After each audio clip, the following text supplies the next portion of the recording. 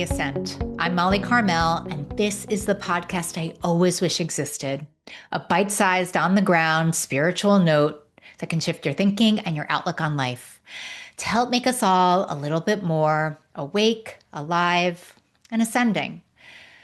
Okay, so today I want to talk about this phrase that I read transparently on Instagram, and it stopped me cold in my tracks.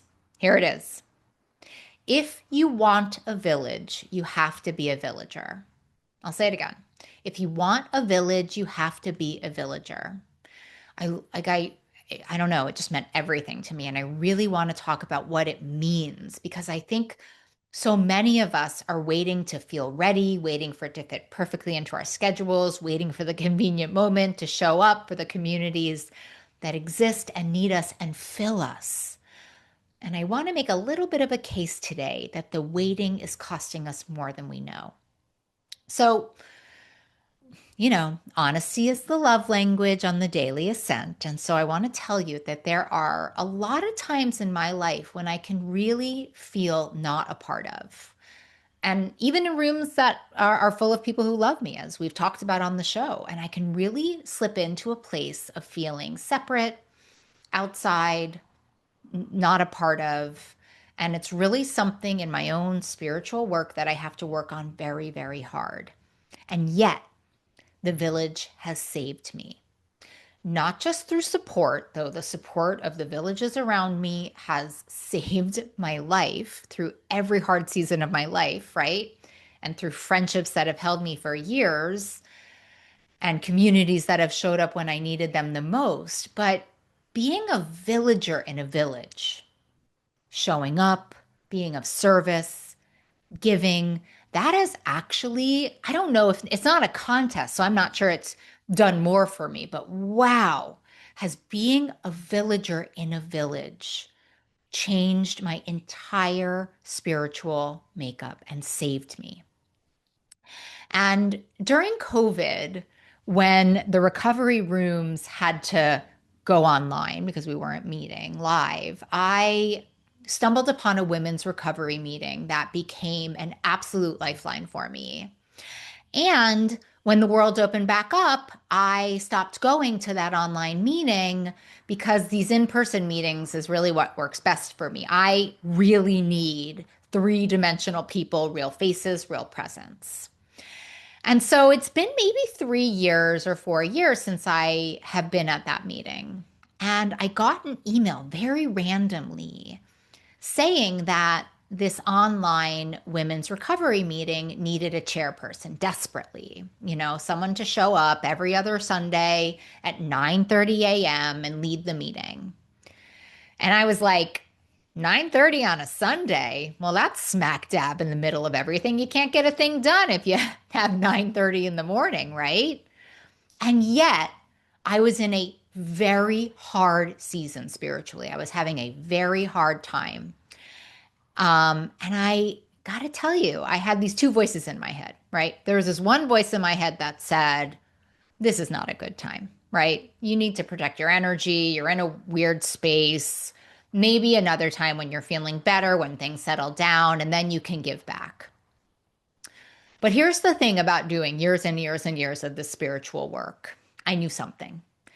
And it's a funny thing, but this is what I know to be absolutely true. I knew if I took that very inconvenient service position, it would settle my soul.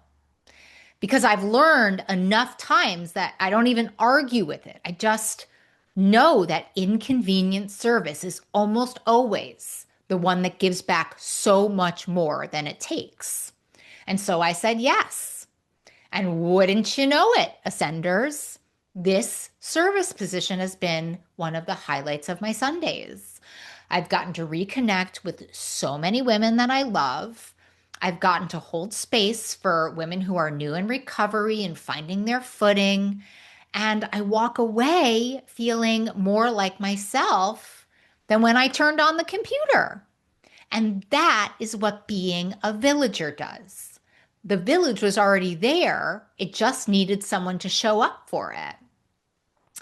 And I'm telling you, the queen of talking about the village is a pocket sage that we have on our show a lot, Brené Brown. And this is from her book, Braving the Wilderness. True belonging doesn't require us to change who we are. It requires us to be who we are. True belonging is not something we negotiate or accomplish with others. It's a daily practice that demands integrity and authenticity. It's a personal commitment that we carry in our hearts. Let me read that again for those of you in the back. True belonging doesn't require us to change who we are. It requires us to be who we are. True belonging is not something we negotiate or accomplish with others. It's a daily practice that demands integrity and authenticity. It's a personal commitment that we carry in our hearts.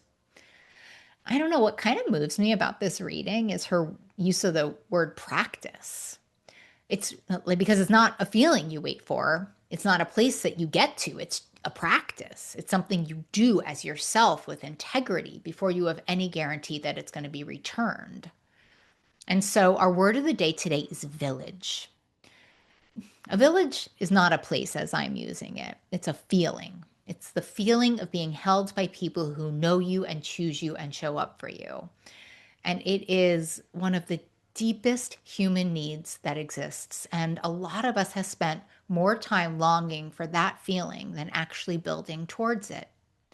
And the reading is saying that belonging, that feeling of village, isn't something that gets handed to you when the right community finally appears. It's something that grows when you bring yourself fully into whatever community you're already a part of or want to become a part of. When you stop performing and just show up and make the commitment in your own heart to be someone who shows up for the thing that you're longing for. That's the villager. And that's where the feeling comes from. So here's what I want us to think about today. The villages already exist, my ascenders. They are out there right now, full of people who need exactly what you have to give, and they're waiting. Not for you to feel ready, and not for the timing to be perfect, and not for things to settle down, but they are waiting for you to show up. And I talk about this so much, but our culture is just swinging between these extremes. And I have watched both cause real damage. On one side of the extreme, we have codependency, right? Giving until there's nothing left, losing yourself in service and other people, and forgetting to take care of yourself at all. And I talk a lot about this on the show because it's real and it matters, and we need to have personal boundaries and know our limits. But on the other side, and our culture really promotes this too, and boy, does it sell to us. It's as bad as diet culture. It can be very dangerous, is radical self-prioritization, which is what I mean by that, is protecting your energy so fiercely that you've protected yourself right out of the community that you need.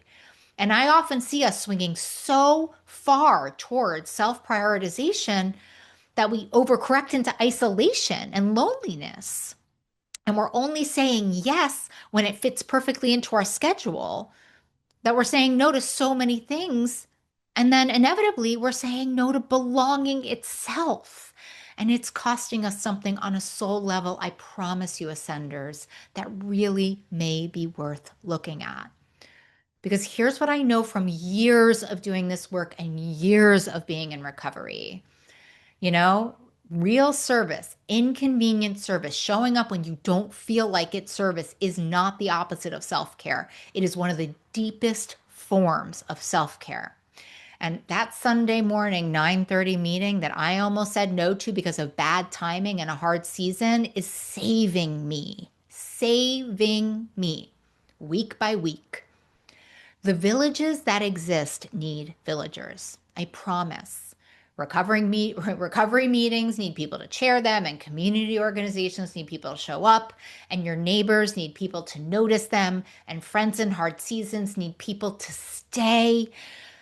And the question is not whether the village is there. The question is whether you are willing to be inconvenienced by it. And that reading is saying that true belonging is a daily practice, a personal commitment that you carry in your heart, not a feeling that you wait to receive and you wait for it to be convenient, right? Because when you do choose it, when you say yes to the 9:30, right? And the inconvenient, not quite right timing and having to sacrifice something to be there, something will shift. Not just for the people you show up for you. That othering gets quiet. The separateness dissolves. You remember where you belong because you are actively belonging. So listen, if you want a village, go be a villager. Show up for the one that's already waiting for you. And so, our reflective question for today: what village already exists in your life that is waiting for you to show up for it? And listen, I am right here with you, Ascenders, showing up for the village, even and especially on the inconvenient Sundays. And, I really want to make our daily ascent into a big, ginormous village. So if you want to be part of my solution today, share this, scream it from the rafters, let people know we are welcoming villagers. You know, that's your sign. We rise together. Until next time.